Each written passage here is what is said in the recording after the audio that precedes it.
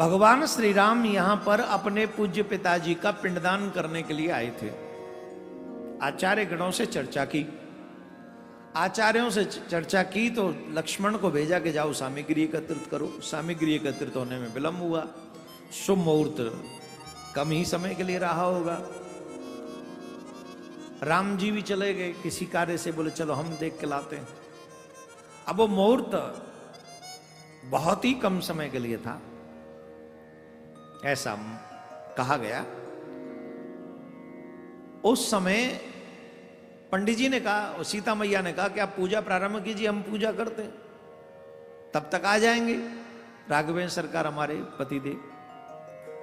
पंडित जी ने पूजा प्रारंभ की, नहीं आए, पिंडदान का समय हो गया।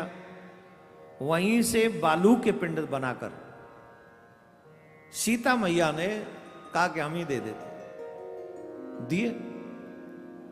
और कहते हैं जब पिंड दिए तो स्वयं दशरथ जी महाराज का दाहिना हाथ प्रकट हो गया। पहले यही था गया में, पहले गया में जिसके नाम से पिंड दिया जाता था वो दिखता था, उसका हाथ आता था और पिंड ले जाता था, मरे पीछे भी।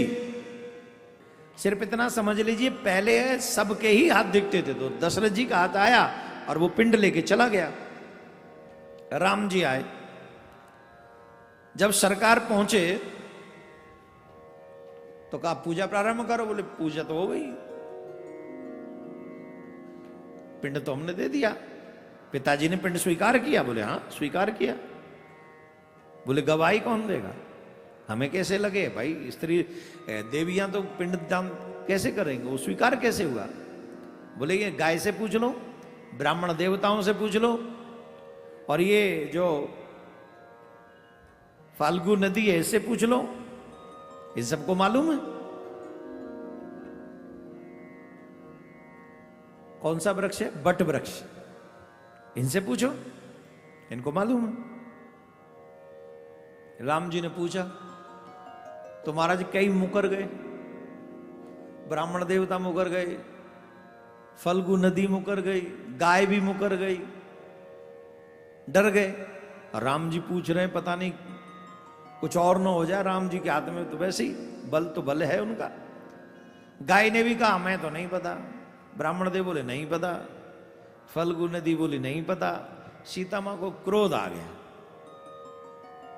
तुम लोगों के सामने सब हुआ और तुम सब देखे, और देखने के बाद भी तुम झूठ बोल रहे हो।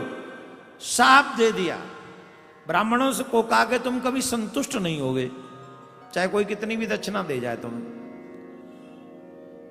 गाय से कहा कि तेरा मुख कभी अब पूजनीय नहीं रहेगा, कलयुग में आने के बाद तुझे अभक्ष भी भक्ष करना पड़ेगा।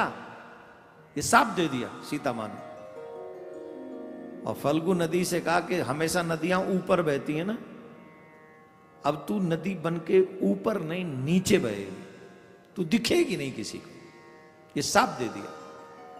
लेकिन बड़ वृक्ष को कहा कि तुमने अकेले ने मेरा साथ दिया है, उन्होंने कहा था कि नहीं मैंने देखा, इसलिए मैं तुम्हें आशीर्वाद देती हूं, जो भी सौभाग्यवती देवियां बट वृक्ष की पूजा करेंगी उनका सुहाग हमेशा दीर्घायु रहेगा, उनको सुख संपत्ति मिलती रहेगी।